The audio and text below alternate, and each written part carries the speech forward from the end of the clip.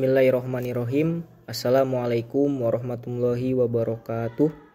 Alhamdulillahi haqqa hamdi wassalatu wassalamu ala khairi abdi wa ala alihi washabih. Rabbis rohli sadri wa yassirli amri wahlul 'uqdatam min lisani yafqahu qawli. Amma ba'du, yang saya hormati dosen pengampu mata kuliah kajian prosa fiksi Indonesia, Ibu Sangaji Niken Hapsari MPD, dan teman-teman yang saya muliakan. Pada kesempatan kali ini saya akan menceritakan sinopsis film yang berjudul Ketika Cinta Bertasbih. Dikisahkan ada seorang pemuda yang bernama Azam. Ia berusia 28 tahun. Pemuda ini seorang pemuda yang tampan. Pemuda ini dia berstatus sebagai mahasiswa Al-Azhar Kairo, Mesir. Mahasiswa yang berasal dari Indonesia. Azam ini terkenal dengan kegigihannya dan jalan hidupnya yang bisa dibilang keras, karena di samping ia belajar sebagai mahasiswa Al-Azhar Kairo, Mesir, ia juga menjadi tulang punggung keluarga karena sang ayah telah lama meninggal. Akhirnya Azhar pun harus membantu biaya hidup adik-adiknya yang ada di kampung, yang ada di Indonesia. Azhar terkenal akan kegigihannya. Selain ia pintar juga, dia pun gigih dalam menjalani kehidupan sehari-harinya di Kairo, di Mesir. Suatu ketika Azam ketika bepergian di dalam bus, dia bertemu antar sesama mahasiswa Indonesia.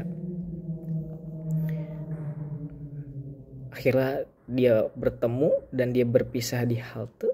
Dia naik taksi, kemudian dia melewati halte berikutnya, mendapati perempuan tersebut sedang menangis. Setelah Azam menghampiri dua perempuan tersebut, ternyata perempuan tersebut terkena musibah, itu kecopetan. Dan kitab-kitab yang mereka beli pun tertinggal di bis. Akhirnya Azam membantu mereka untuk mengambil kembali kitab-kitab yang dia beli.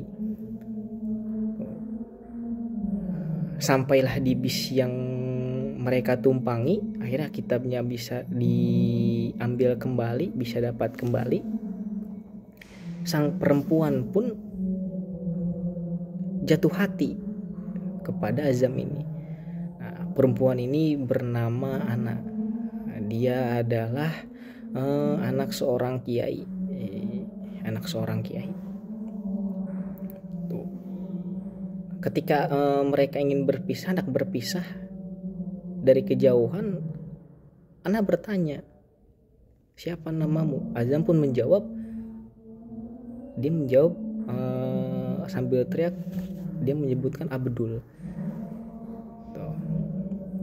Singkat cerita mereka berpisah, dan Ana pun masih terbayang-bayang akan pria tersebut, akan Azam itu. Tuh. Nah, akhirnya suatu ketika Azam pun bertemu dengan supir padu bus. Nah, akhirnya berbincanglah. Di tengah-tengah perbincangan tersebut, Azam ini disarankan untuk meminang anak kiai dengan jalur melalui Pak D-nya. Nah, Pak D-nya ini dia juga tinggal di Kairo, yang biasa ia panggil sebagai Ustadz. Nah, akhirnya Azam pun berangkat pergi menghampiri Ustadz tersebut.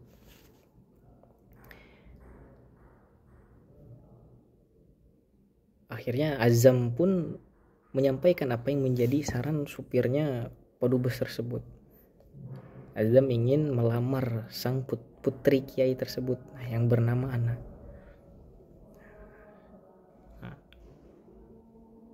Pak D-nya pun menjawab, kamu bagaimana? Ditanyalah Azam, kamu sudah pernah ketemu dengan Ana? Kamu sudah pernah melihat Ana? Dan Azam pun menjawab belum. Balas Pak D, bagaimana kamu? Belum melihat orangnya, belum kenal orangnya, mau melamar dia. Aneh katanya. Sambil Ustadz bilang bahwa Ana ini ternyata sudah ada yang melamar. Dan yang melamar teman Azam sendiri yang bernama Furqon. Yang mana Furqon ini dia ingin menuntaskan S2-nya. Nah, yang mana memang Ustadznya bilang itu Azam ini setara. Furqon ini setara dengan Ana. Tuh, akhirnya Azam disarankan, coba kamu cari yang perempuan yang memang lebih setara denganmu. Gitu. Ya. Singkat cerita, Ana pun menyelesaikan tesisnya dan Azam pun akhirnya bisa lulus dan pulang ke Indonesia. Waktu yang ditunggu-tunggu oleh keluarganya pun akhirnya tiba. Azam pun pulang ke Indonesia. Nah, sesampai di Indonesia, Azam pun dipertemukan dengan Ana di pertemuan yang tanpa sengaja. Ketika Ana mau memberikan undangan kepada keluarganya Azam, dan sebelum itu memang adiknya Azam ini bercerita kepada Ana bahwa dia itu punya seorang kakak yang kuliah di Al-Azhar Kairo juga. Betapa kagetnya Ana ketika melihat Azam ada di rumah itu, dan yang mana memang itu rumahnya dia. Adiknya pun begitu Ana masuk, adiknya langsung berbicara, karena ini Kak Azam yang aku ceritakan dia kuliah di Al-Azhar Kairo juga. Betapa kagetnya Azam ketika melihat bahwa yang selama ini Ana yang selama ini dia cari, dia lamar, ternyata orang yang pernah ia tolong ketika ada di bis. Betapa hancurnya Azam, betapanya berkecil hatinya Azam ketika Ana ternyata datang untuk memberikan undangan kepada Azam bahwa 2 minggu kemudian dia akan menikah dengan temannya Azam yang bernama Furqon. Dan akhirnya tibalah waktu di mana Ana menikah dengan Furqon. Dan film pun selesai.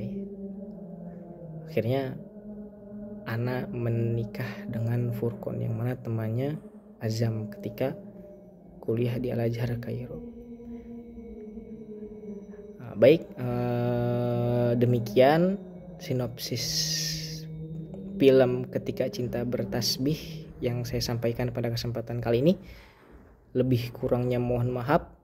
Akhirul kalam, wassalamualaikum warahmatullahi wabarakatuh.